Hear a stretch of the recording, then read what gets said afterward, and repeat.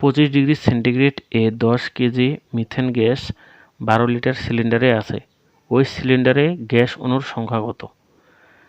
তা বন্ধুরা দেখো, তাপমাত্রা কম বা বেশি হোক, গ্যাসের যে ভর এটা কিন্তু চেঞ্জ হয় না। তাহলে 0 ডিগ্রি সেন্টিগ্রেড তাপমাত্রাতেও গ্যাসের ভর যত, 25 ডিগ্রি সেন্টিগ্রেড তাপমাত্রাতেও গ্যাসের ভর তত। তাহলে এখানে গ্যাসের ভর ডাব্লিউ এর মান দেওয়া আছে 10 কেজি। আর আণবিক ভর কি হবে? 12, হাইড্রোজেন 1 × 4 16 গ্রাম। তা অণু সংখ্যা n ইকুয়াল হোয়াট? ঠিক আছে, তা আমরা জানি n equal W/m equal n/6.023 × 10⁻23।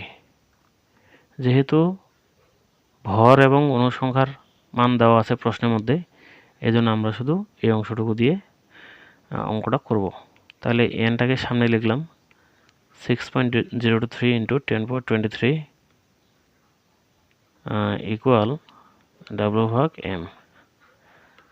n equal 6.023 × 10⁻23 into W এর মান হলো 10 কেজি।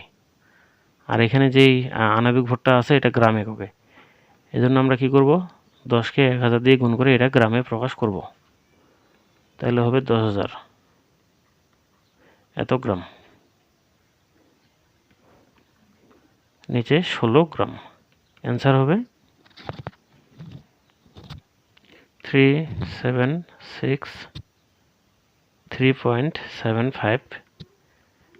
10⁻23 এতটি অণু। তাহলে 10 কেজি মিথেন গ্যাসে এতটি অণু থাকে, এটা অ্যান্সার।